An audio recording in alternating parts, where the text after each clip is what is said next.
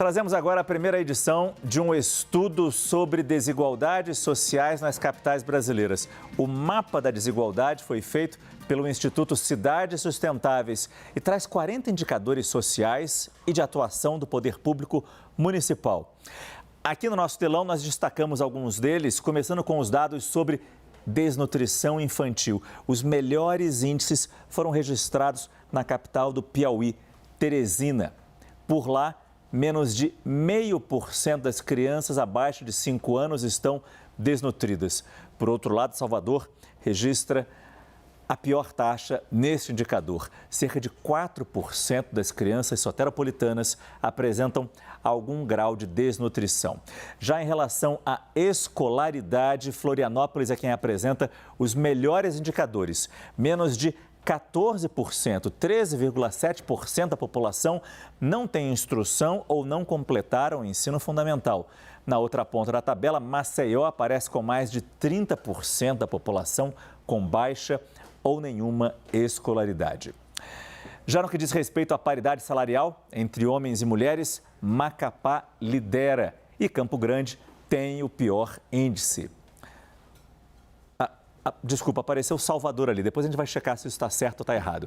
O Estado também trouxe dados sobre saneamento básico. O estudo mostrou também dados sobre saneamento básico. São Paulo lidera com 100% do esgoto tratado. Já Porto Velho aparece na outra ponta, onde menos de 6% da população conta com esse serviço. Se a gente fala em desemprego, Campo Grande é a cidade com menor índice. Menos de 4% da população da capital sul-mato-grossense não tem trabalho.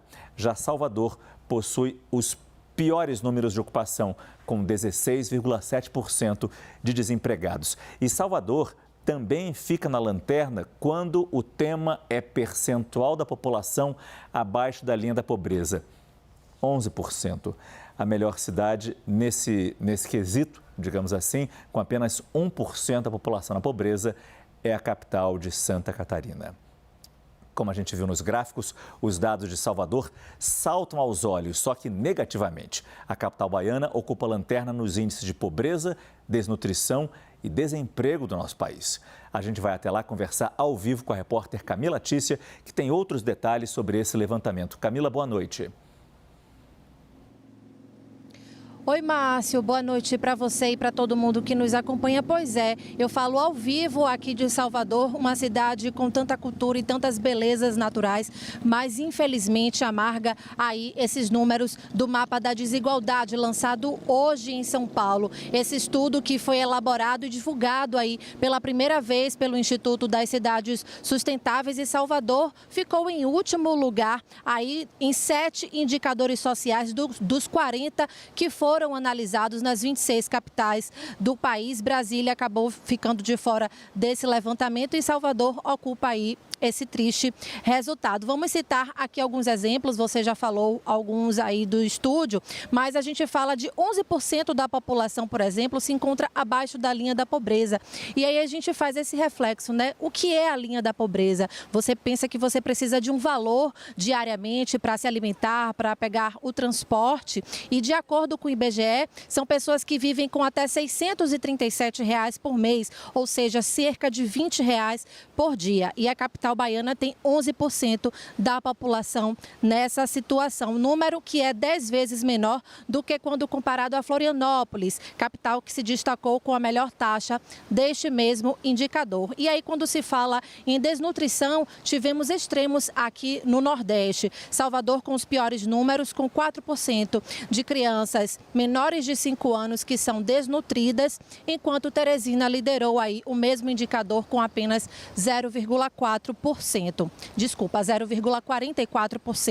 No desemprego, Salvador teve ainda o pior desempenho, com quase 17% da população desocupada, contra 3,4% em Campo Grande, capital que teve a melhor taxa de desempenho aí nesse setor.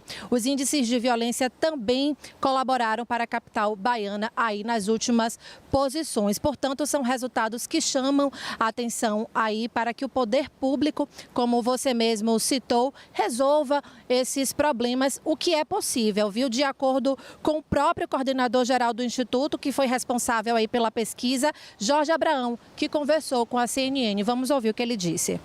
As cidades elegeram determinados bairros e distritos em que elas colocaram mais recursos. E há lugares em Salvador, por exemplo, em que o nível de desenvolvimento de determinados bairros é de países desenvolvidos. E há bairros que é de países subdesenvolvidos. Portanto, houve políticas que concentraram investimentos e infraestrutura nesses lugares. Agora, se isso é uma notícia ruim, tem uma notícia boa.